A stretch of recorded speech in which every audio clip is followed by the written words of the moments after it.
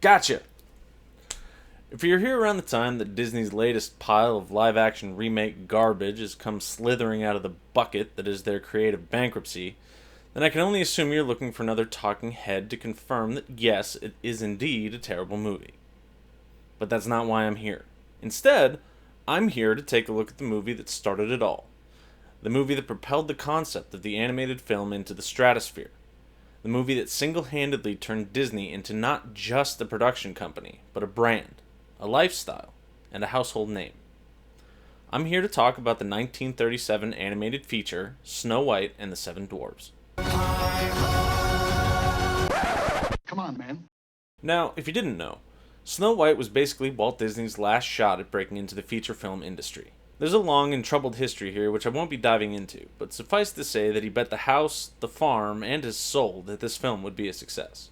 And with an adjusted gross of almost $2.3 billion, that's billion with a B. With a B. Followed by an alien.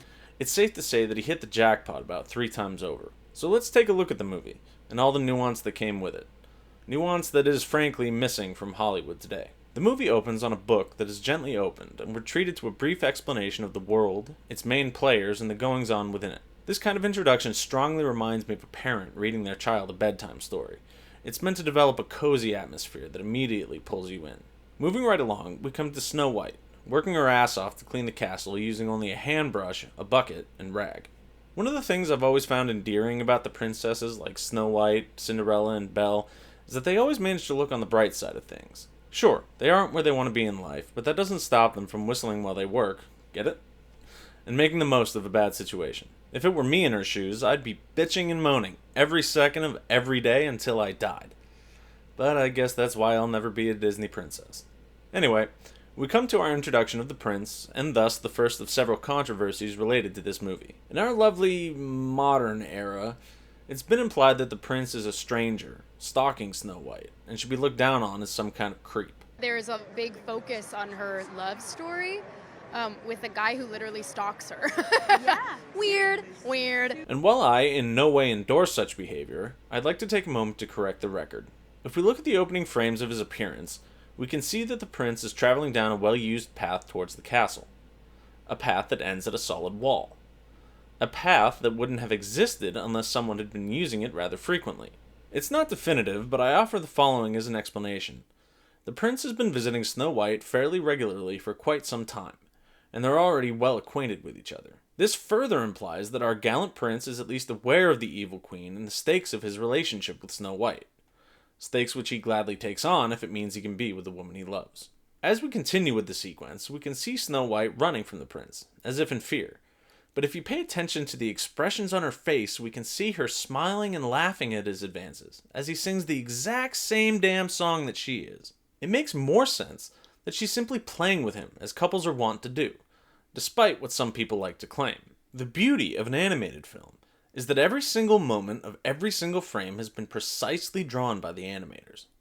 If they meant for Snow White and the prince to have a stalker-esque relationship, they would have drawn it that way.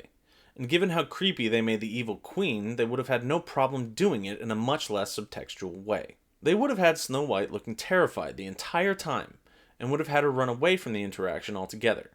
We know this because in a few minutes they have her doing just that, albeit for a much different reason. Moving on, we get some FaceTime with the evil queen, and I just have to say, this bitch is crazy. Could you imagine a plot point in a kids movie today that has the villain ordering that a young woman's heart be cut out of her body and returned to her in a box? I sure as hell can. We get that in torture porn, not a Disney flick. But you know what? I kinda dig it. It speaks to a film that doesn't coddle its audience. A film that knows that the people watching it are tough and resilient. Bad things happen, even in a hand-drawn fantasy world where a happy ending is all but assured. As a matter of fact, this concept goes hand in hand with Snow White's escape to the forest and all her rotoscoped glory. The audience is treated to some legitimately creepy imagery that still holds up today. There's also a message here that 9 times out of 10, any given situation is all about perspective. Fresh off the knowledge that she escaped death by a gnat's wings, Snow White sees everything as horrible and terrifying, even the animals that she once called friends. It's only after she's been able to calm down and take a couple deep breaths that she realizes that while things are bad, she's still alive, and not everything is trying to kill her. Next up, we come to the eponymous Dwarves. While a lot of hoopla has been made around them and the political correctness of using dwarves as comedy relief in this day and age, I haven't seen a lot of discourse around them as characters in their own right. These guys are animals.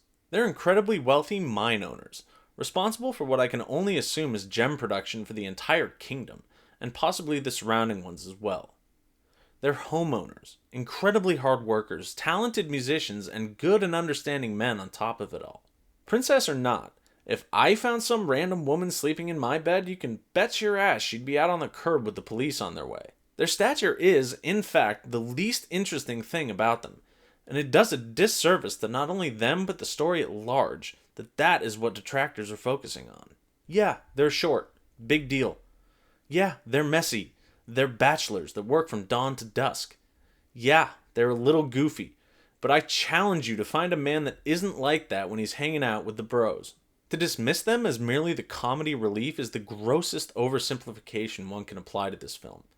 The dwarves are intrinsic to the tale being told. It's them that take Snow White into their home, saving her life when she needed help the most. It's them, not the prince or Snow White, that vanquished the evil queen. It's them that, albeit unknowingly, saved the princess so that she can be revived. It's the dwarves that are the backbone of this narrative, and they should be accorded with the respect they deserve.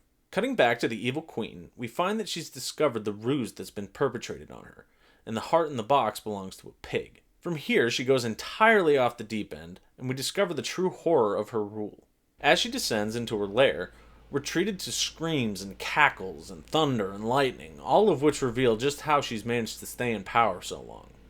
If I heard that shit coming from the castle, I'd leave her alone too.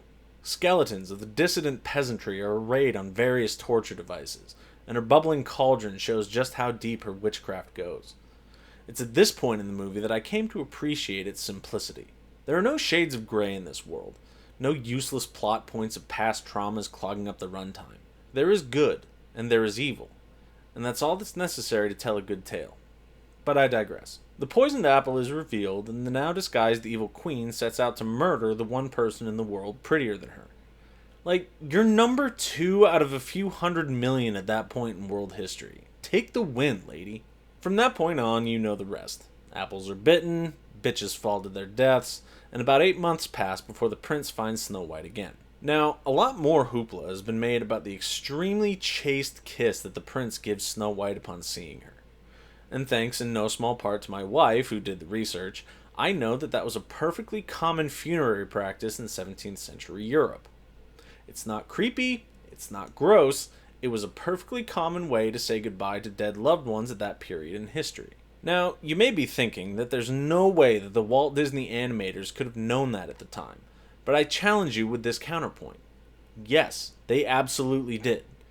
People actually cared about the stories they were telling back in the day, and I'm sure enough research was done that they knew about that little tidbit. And to be frank, the actual fable has the evil queen getting strapped into a pair of red-hot iron shoes and forced to dance until she dies. So which version is worse? What is off-putting is that Snow White hasn't decomposed in the 8 months since she bit the apple, and no one is questioning it. Seriously? Nobody had any issues with this. Snow White and the Seven Dwarfs is a seminal achievement, not only in the history of animation, but in cinema as well.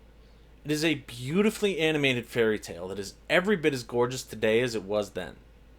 It's only within the last decade or so that anyone has had a mark to raise against it, and quite frankly, their arguments fall flat in the face of even cursory examination. I refuse to let these idiots blemish the reputation of a movie that has been bringing joy and wonder to adults and children alike since 1937. There are so many other things in this world to get mad about or besmirch that it really speaks to how desperate these people are for headlines that they'd take a wonderful movie like this and try to drag it through the mud. So give it a watch if it's been a while and remind yourself of better days.